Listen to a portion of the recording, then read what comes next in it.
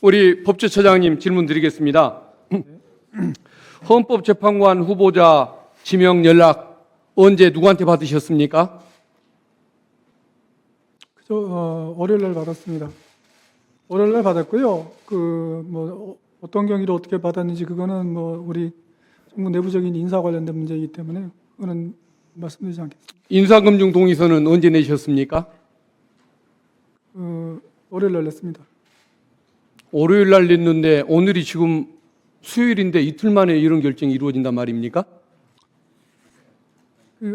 절차적인 거는 그건 모르고 어쨌든 월요일 이틀 만에 인사검증이 이루어진다는 건 이것은 거의 번개불에 콩을 볶아 먹었다는 얘기밖에 안 되는 것 같네요. 이틀 사이에 이런 일이, 그럼 월요일 날 인사검증 동의 받고 화요일 날 발표가 이루어지고 우리가 오늘을 맞았다는 얘기입니까? 아무튼 참 놀라운 현상인 것 같습니다. 거의 군사작전 수준이라는 생각이 드는군요. 윤석열 피고인이 대통령으로 재직할 당시에 이완규 법제처장을 헌법재판관으로 임명하고 싶어 한다는 소문이 많이 돌았는데 그 소문을 이렇게 사실로 확인시켜준 한덕수 총리, 뭘 아는 분은 아닌 것 같은데 결국은 그 중간에는 아마 민정수석실이 존재하는 것이라고 봐야겠죠. 그 부분은 제가 제 추측이 틀렸습니까? 그 부분은 제가 잘 모르겠습니다. 통보는 민정수석실에서 받았을 거 아닙니까? 없어져 버린 대통령의 보좌기관이 지금까지 남아서 그런 유운 통치를 하고 윤석열의 그림자를 짙게 드리우게 하는 것 같습니다. 지금 경찰 공수처 지금 수사 중인 사건이 있지 않습니까? 경찰에서 조사는 받았고요. 결정이 아직 안 되고 있는 상황입니다. 핸드폰 공수처는 조사를 아직 안 받았고요. 수사가 시작되기 전에 핸드폰을 교체했던 사실 있으셨지 않습니까? 그렇습니다. 경찰 조사받을 때 진술거부권 행사했다고 그렇게 알려지던데 그게 맞습니까? 경찰 조사 받을 때 전체적인 경위에 대해서는 말씀을 드렸고요. 그다음에 이제 여러 가지 이제 세부적인 이런 거에 대해서 묻는 물음에 대해서는 이미 제가 일반적인 얘기를 다 했기 때문에 똑같은 질문을 계속 똑같은 얘기를 해야 되지 않습니까? 그래서 그때는 나머지는 또 진술거부한 적은 있습니다.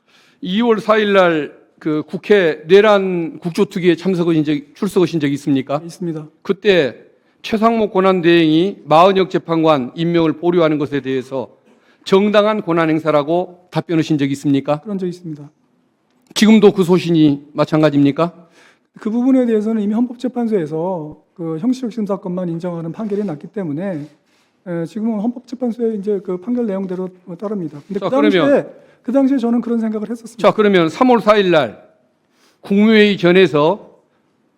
전에 비공개 간담회에서 헌법재판소 결정을 반드시 따를 필요 없다. 일정 시한이 정해진 것도 아니다라고 조언한 사실이 있습니까? 반드시 따를 필요가 없다는 말은 한 적은 없고요. 따라야 합니다. 헌법재판소 판결은 따라야 하는데 다만 의무이행에 대한 기간이 없기 때문에 상당한 기간 내에 판단해서 따르면 된다고 그렇게 말씀드렸습니다. 헌법재판소 결정이 나기 전에는 헌법을 준수해야 한다는 사실을 모르셨습니까? 의원님, 아니, 아셨는지 모르셨는지만 얘기해 주십시오. 헌법을 따라야 되는데 그 헌법의 해석을 누가 하느냐에 그러니까 마음대로 해석해도 되는 겁니까? 자기 편에 따라서, 어느 편이냐에 따라서. 의원님, 그건 양심과 논리를 갖춘 분의 태도는 아니지 않습니까? 제가 이런 말씀을 좀 드리고 싶은데요. 우리 헌법에 관한 최종적인 해석권은 됐습니다. 맞는데요. 처장님 됐습니다.